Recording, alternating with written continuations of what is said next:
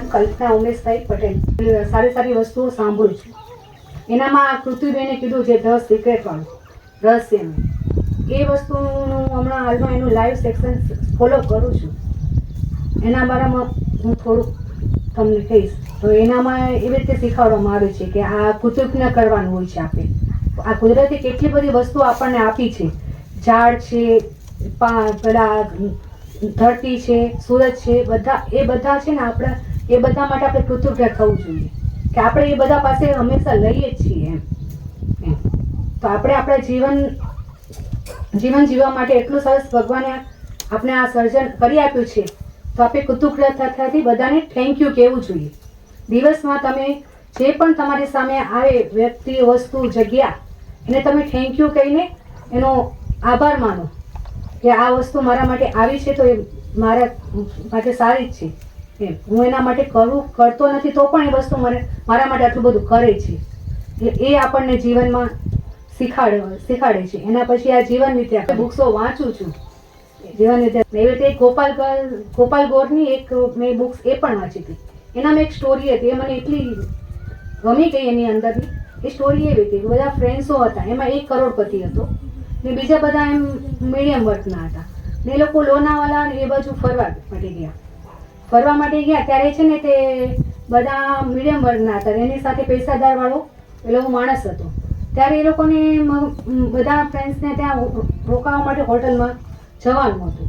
Hotel booking કરી નહોતી પહેલેથી એ લોકો. પછી ત્યાં આગળ ગયા ને ત્યાં એક 5 સ્ટાર હોટલ એ લોકો બુકિંગ કરી એટલે એ બુકિંગમાં એ લોકોને દિવાળીનો કેવો સમય હતો એટલે એ બુકિંગ કરી એટલે એ લોકોને 18મો માળ હતો હોટલનો એમ. તો આ લોકો બધા એમ હતું કરોડપતિ છે એટલે આપણે રહેવા માટે સગવડ મળી જશે. તો એમ કરીને ત્યાં આગળ ગયા તો રૂમ પહેલાં નહોતા ને એક મળ્યો તો ત્યાં ઉપર મળ્યો એમ. એટલી બધી રિક્વેસ્ટ કરીને રૂપિયાનું પેલું કરીને આપી એ રૂમ મળી ગયો એટલે એ લોકો છે ને ખુશી થતા બધા ઉપર ગયા. એ વખતમાં કુદરતને કરવું એવું કે એ હોટલની એ સમયમાં લાઇટ ગઈ એટલે બધાને કોમ્પ્યુટર તો કરોડપતિ છે એટલે આપણે તો વ્યવસ્થિત હોટલમાં વ્યવસ્થિત રહેવાનું એટલે આપણે સગવડથી જ જશું ને સગવડથી જ આવીશું એટલે કોઈ જાતની આપણને અડચણ આવશે નહીં. ને એવી જ કુદરતને કરવાનું કે એ લોકોને ત્યાંથી બધા સામાન લઈને 18મા માળે જવાનું હોટલમાં રોકાવા માટે ને લાઇટ ગઈ તો પછી એટલું બધું લાઇટ એવી જમ્પર્યું એટલું બધું ઉડી ગયેલું કે રાતના પણ લાઇટ પાછી આવી શકે એવી નહોતી. આ લોકોએ ઘણી કોશિશ કરી પણ હવે આ લોકો બધા કહેતા હતા રહેવા માટે કોઈ જગ્યા નથી આપણા માટે. હવે આપણે બધા થાક્યા છીએ તો ચાલો ત્યાં સુધી થોડા યંગ છે તો આપણે ચડી જશું એમ. એ લોકો વાતો કરતા હસી મજાક કરતા ચડી ગયા તો 10મા માળે પહોંચીને એના જે રહીશ ડૉક્ટર હતો ને ફ્રેન્ડ્સ એને પછી યાદ આવ્યું કે ભાઈ સાલો હું પેલી રૂમની ચાવી લેવાનું ભૂલી. ત્યાં ઉપર પહોંચીને પછી એને એમ યાદ આવ્યું કે હું રૂમની ચાવી લેવાનું સાલું ભૂલી ગયો. બીજા બધા ફ્રેન્ડ્સને એ વાતની ખ્યાલ નહોતો એટલે લોકો બધા હસી મજાક ને ટીટી કરતા બધા ઉપર ચડતા હતા. આરો આ થોડુંક પેલું લાઇટ થઈ ને કે ભાઈ હું ભૂલી ગયો છું, હવે ત્યાં ઉપર જઈને પાછું નીચે મારે આવું તો એને એક ગળમથનમાં એ ચાલ્યા રાખતો હતો. આ બધા ફ્રેન્ડ્સને એ વસ્તુની ખ્યાલ નહોતો.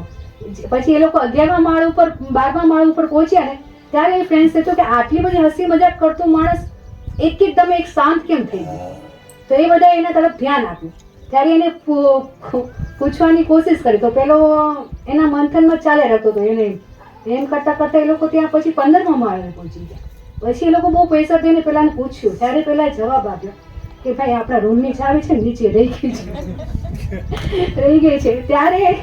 ત્યારે એનામાંથી એ વસ્તુ શીખવા મળ્યું કે ગમે તેટલા આપણે કાબિલ થઈએ પણ આપણી સાથે આપણી સફળતાની ચાવી તો સાથે લઈને જ જવી જોઈએ. એ સ્ટોરીમાંથી મને એ વસ્તુ શીખવા મળી કે ગમે તેટલું આપણે આગળ વધીએ પણ આપણી સમજણ આપણી સાથે હોવી જોઈએ. સમજણ વગર આપણે કશું કરી શકીએ એમ નથી. એ